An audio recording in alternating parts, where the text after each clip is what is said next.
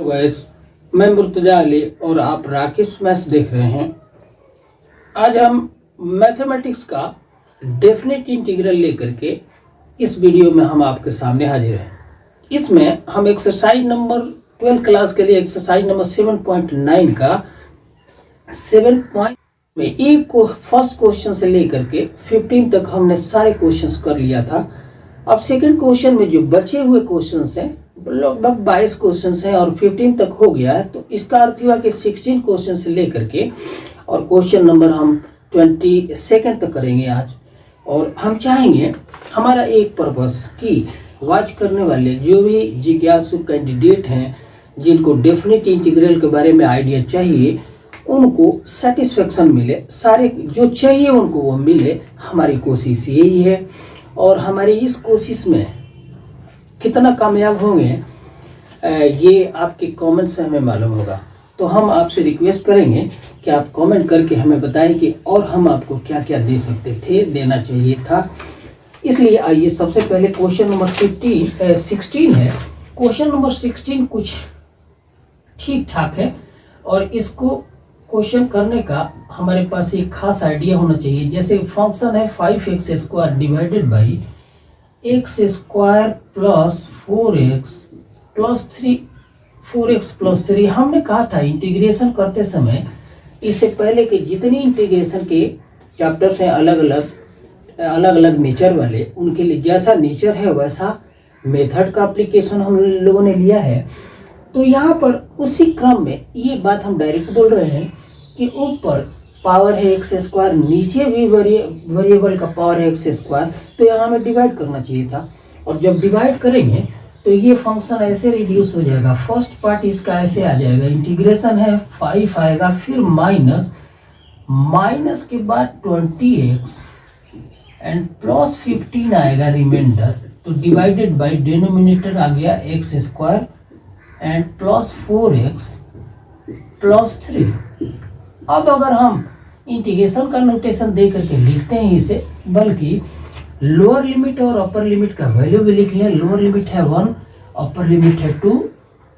अब हम इसको ऐसे लिख लें तो फॉर बेटर 5 कांस्टेंट कोएफिशिएंट को 5 × dx लिख लेते हैं। लिमिट फ्रॉम 1 to 2 है ही, माइनस सेकेंड पार्ट में 2x 20x एंड प्लस 15 है डिवाइडेड बाई डेनोमिनेटर जो है क्वाड्रेटिक इक्वेशन। अगर इसका फैक्टर करें तो दो लीनियर पार्ट ऐसे मिलेंगे, x + 1 × x + 3। अब यहाँ हमें सावधान होकर के सबसे पहले इसको इंटीग्रेशन बाई पार्शियल फ्रैक्शन से करते हैं। क्यों? इसलिए कि लीनियर फैक्टर यहाँ अवेलेबल है, तो हम लिख सकते थे 20x + 15 के लिए पहले हम इसको बाई पार्शियल फ्रैक्शन इसको कन्वर्ट कर देते हैं, मतलब अलग अलग पार्ट में इसको बांट देते हैं। तो x + 1 × x + 3 डिनोमिनेटर के बदले लिख लेते हैं कांस्टेंट कोएफिशिएंट a/x + 1 प्लस अगला b constant coefficient upon x + 3।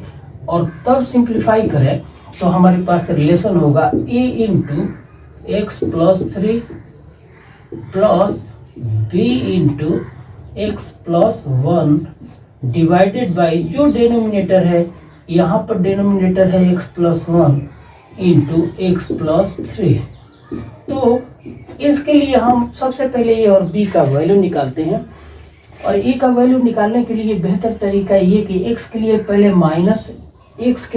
-3 रख लेते हैं।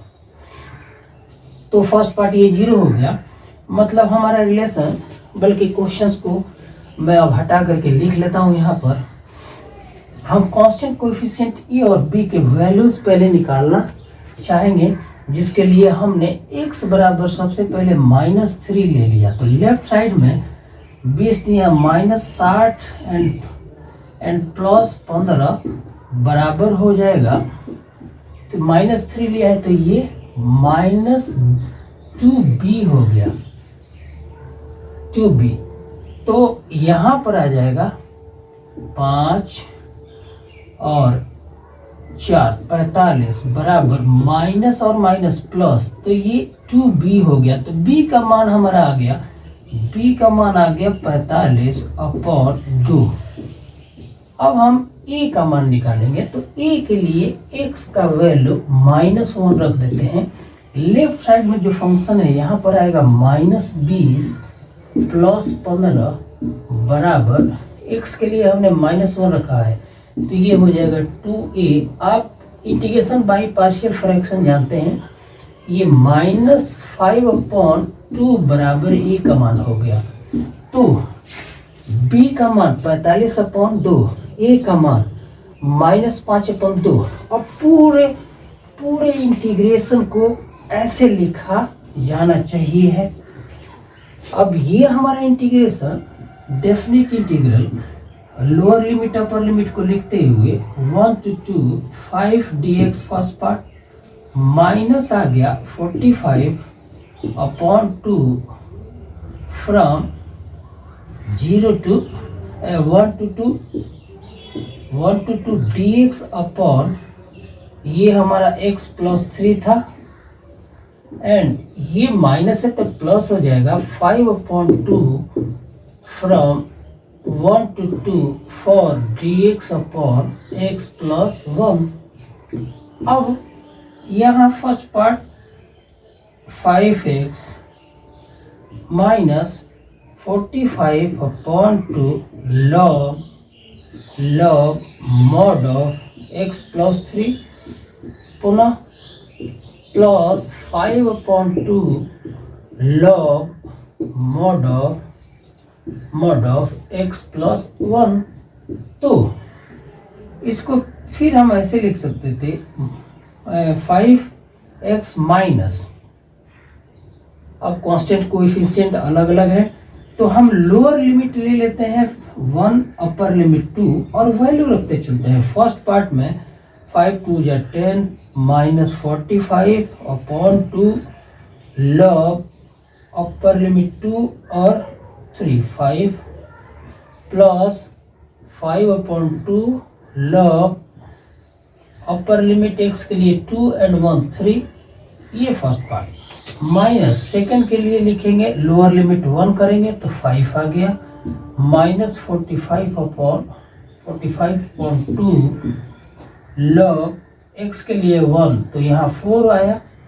और भी सिंप्लीफाई कर सकते हैं, लेकिन आप इतना भी छोड़ सकते हो 5/2 और यहाँ log 2। तो और इसके बाद आप सिंप्लीफाई कर सकते हो या इतना लिखा जा सकता है। ये अगला क्वेश्चन ले लेते हैं, क्वेश्चन नंबर 16 हमने कर ली। अब क्वेश्चन नंबर 70, क्वेश्चन नंबर 70 को ध्यान दिया जाए। ये क्वेश्चन ऐसे है, 1 मिनट के लिए हम आपका टाइम ले रहे हैं। कभी कभी क्वेश्चन थोड़ा सा सिंप्लीफिकेशन में बात करते करते हम और सिंप्लीफाई करते करते थोड़ा टाइम ज़्यादा ले लेते हैं। ये है फंक्शन ऐसे 2x sec square x plus x cube and plus 2 है इंटू नहीं, ये ऑलरेडी dx रहेगा, वेरिएबल x है, तो फ्रॉम 0 to π/4 यही हमारा डेफिनेट इंटीग्रल है। अब हम डायरेक्ट इंटीग्रल वैल्यू लिख लेते हैं, लेकिन lower limit 0 upper limit π/4। 2 sec square का इंटीग्रल वैल्यू होता है 10x प्लस एक्स क्यूब के लिए आप लिखेंगे x⁴/4 और प्लस 2 कांस्टेंट कोएफिशिएंट है, इसके लिए 2x।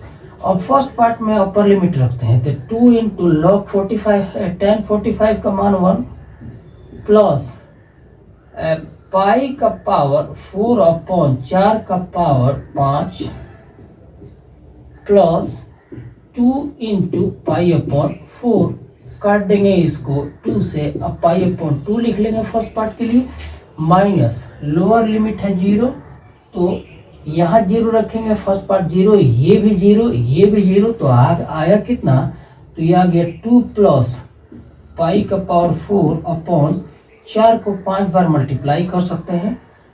अब जितना आ जाए 4 का पावर 5 एंड प्लस π/2। अब this is the final answer. Question number 70 के बाद बारी है क्वेश्चन नंबर 18 की। और इसको ध्यान दें, ये फंक्शन क्या है, पहले फंक्शन लिखते हैं। फंक्शन ऐसे है, फंक्शन है फ्रॉम 0 to पाई, ऐसे है relation from 0 to pi for sine square x upon 2, sine square x upon 2 minus cos square x upon 2, ये फंक्शन है। और यहाँ dx रहेगा, ये वेरिएबल x है, तो इसमें से अगर हम माइनस को कॉमन कर लें तो ये रिलेशन ऐसे लिख सकते हैं, cos square x upon 2 minus sine square x upon 2 minus sine square x upon 2 and dx। ऐसा क्यों किया? क्योंकि आप जानते हैं कि cos 2 थीटा बराबर होता है cos square theta minus sine square theta. तो यहाँ cos square x upon 2 minus sine square x upon 2 half angle formula पर एक्स अपॉन 2 है, तो इसके लिए माइनस लिखा जाएगा cos x हो जाएगा और dx लोअर लिमिट 0 to पाई। अब cos x का इंटीग्रल वैल्यू, cos x का साइन होता है तो माइनस पहले से है साइन x हो गया, अपर लिमिट हमने और लोअर लिमिट 0, अपर लिमिट पाई रखा तो साइन पाई का मान 0 और माइनस साइन 0 0, तो इस तरह से इसका इंटीग्रेशन 0 आ गया। हमने पहले अपर लिमिट रखा पाई, माइनस करके लोअर लिमिट 0, तो साइन पाई भी 0 होता है, साइन 0 भी 0 होता है। इसलिए क्वेश्चन नंबर 19 को देखा जाए। क्वेश्चन नंबर 18 क्लियर हो गया होगा, ऐसा आशा करते हैं, उम्मीद करते हैं कि ये क्वेश्चन एकदम क्लियर हो गया होगा। क्वेश्चन नंबर 19 ऐसे है, ऊपर 6x plus 3 upon x square plus 4, यही इंटीग्रल है और लोअर लिमिट 0 to 4 है, लोअर लिमिट 0 to 2 है, dx है। हम इसको 2 पार्ट्स में ऐसे लिखते हैं, कांस्टेंट कोएफिशिएंट x को बाहर ले लिया, x dx upon x square plus 4 ले लिया, और सेकेंड पार्ट ऐसे कि कांस्टेंट कोएफिशिएंट 3 को ऐसे लिख करके और इंटीग्रल को थोड़ा सजा के लिखते हैं, एक्स स्क्वायर एंड प्लस 4 है तो 4 के लिए 2 स्क्वायर लिख लेते हैं। फायदा ये डिनोमिनेटर को अगर हम t लेट करेंगे तो 2 आएगा, मतलब ये बाहर आ गया 6 upon 2 and log mod of T, इसको t लेना तो मॉड ऑफ टी और t का वैल्यू रख देते एक्स स्क्वायर प्लस 4 और प्लस दूसरा पार्ट हो गया ये 1 अपॉन 2a, 1 अपॉन a है 2, मतलब 3 अपॉन 2 और tan इनवर्स। मैं समझ रहा हूँ कि आप भी समझ रहे होंगे, यहाँ पर वेरिएबल मतलब x अपॉन 2, ये इसका इंटीग्रेशन tan होता है, आप जानते हैं, मतलब dx upon x square plus a square constant के लिए हमने डायरेक्ट tan इनवर्स लिख लिया, तो ये 2 से 6 कट गया और 3 log mod of x square plus 4 है फर्स्ट पार्ट, और सेकेंड हो गया plus 3 upon 2 tan inverse x upon 2। अब हम यहाँ लिमिट रखेंगे x अपॉन 2, तो अपर लिमिट 2 रखिए बराबर 3 लॉग, अपर लिमिट अगर 2 रखते हैं 2 2 जा 4 और 4 8 प्लस 3 अपॉन 2 और tan इनवर्स 2 रखेंगे यहाँ पर तो 2 से 2 क्रॉस हो जाएगा और tan इनवर्स 1 आ जाएगा, फिर माइनस सेकेंड पार्ट, ये फर्स्ट पार्ट हो गया। अब लोअर लिमिट के लिए तो 3 इंटू एक्स के लिए 0 रखेंगे और तो log 4 हो जाएगा, ये हो गया ऐसे कि 3 log 4 एंड प्लस 3 अपॉन 2 और tan इनवर्स 0 होता है, तो सेकंड पार्ट ये गया। अब हमारा इस तरह से रिलेशन कि 3 log 8 minus 3 log 4 plus 3 tan inverse 1 मतलब पाई अपॉन 4। तो केवल 3 को कॉमन करके ये लिखा जाए 3 log 8 अपॉन 4, ये था 4, तो 8 अपॉन 4 मतलब 2 and plus 3 pi upon 4. Final result 3 log 2 plus 3 pi upon 4. अगला क्वेश्चन 20th। अगला क्वेश्चन 20th को ध्यान दें, ये है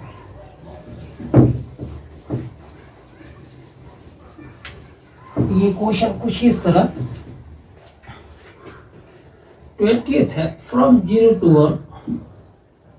0 to 1 फंक्शन है x exponential x plus sine pi upon 4x। ये पाई अपॉन 4 कांस्टेंट कोएफिशिएंट है और x है और dx। अब हम अलग अलग पार्ट कर लेते हैं। फर्स्ट फंक्शन को x एक्सपोनेंशियल x dx और सेकंड फंक्शन है integral value of sine 4x into ये dx x साइन है पाई अपॉन 4x और dx तो रहेगा ही। इंटीग्रल वैल्यू हमारा 0 to 1। अब फर्स्ट पार्ट को करते हैं x इंटू सेकेंड का इंटीग्रेशन, मतलब इतना माइनस डिफरेंशिएशन ऑफ x 1 हो गया और integration of exponential, integration by parts कर रहे हैं तो ये इतना आ गया और प्लस साइन का इंटीग्रेशन कॉस माइनस कॉस, तो minus cos pi upon 4x divided by pi upon 4। अब यहाँ लोअर लिमिट और अपर लिमिट रखते हैं। तो पहले अपर लिमिट 1 रखा बराबर x के लिए 1 एक्सपोनेंशियल x के लिए 1, तो फर्स्ट पार्ट आ गया एक्सपोनेंशियल 1 माइनस यहाँ भी exponential 1 and minus cos x के लिए 1 रखा जाए तो पाई अपॉन 4 से पाई अपॉन 4 कट जाएगा। x के लिए 1 रख रहे हैं हम, तो cos 1 आ रहा है और ये फर्स्ट पार्ट कटेगा, फिर माइनस, अब x के लिए 0 रखें तो ये पार्ट 0 एक्सपोनेंशियल 1 तो माइनस एक्सपोनेंशियल 1 आ गया और ये cos 0 भी 1 होता है तो यहाँ माइनस 1। तो फाइनली रिजल्ट कुछ ऐसे लग रहा है, cos साइन का cos होता है पाई अपॉन 4 और x के लिए 1 रखना ही होगा तो 1 ये कट करके 1 आएगा। फाइनली हम लिख लेते हैं cos 1 माइनस एक्सपोनेंशियल प्लस 1। ये इंटीग्रल वैल्यू यहाँ पर रखा है, इसको थोड़ा सा सिंप्लीफाई में आप देख सकते हैं इस क्वेश्चन का आंसर। अब अगर आगे बढ़ते हैं तो 2 क्वेश्चन छूट रहा है, 3 क्वेश्चन 2 बल्कि। अब अगला क्वेश्चन नंबर 21 है। ऐसे क्वेश्चन है question 21 from 1 to √3 lower limit 1/√3 upper limit और फंक्शन है dx upon 1 plus x square. ये डायरेक्ट इंटीग्रेशन tan होगा, tan इनवर्स x होगा इसका, लोअर लिमिट 1 अपर लिमिट √3। अब हम अपर लिमिट रखते हैं tan inverse √3 minus lower limit tan inverse 1, तो √3 ये 60 डिग्री मतलब pi upon 3 minus pi upon 4, दोनों का सिंप्लीफिकेशन कर लीजिए तो 12 4 माइनस 3 एंड पाई बराबर पाई अपॉन 12। इस तरह से क्वेश्चन नंबर 21 का इंटीग्रल वैल्यू इतना। अगला question last question 22nd question को हम लिखते हैं लोअर लिमिट 0 है, अपर लिमिट 2/3 है और फंक्शन है 1/4 प्लस 9x²। इसको अगर हम सिंप्लीफाइड फॉर्म में लिखें तो ऐसे क्यों ना लिख ले 0 to 2/3 लिमिट और dx अपॉन 4 के लिए 2² बल्कि 9 को अगर कॉमन कर लिया जाए तो ये 1/9 यहाँ होगा और यहाँ पर हो जाएगा 2/3 होल स्क्वायर प्लस x²।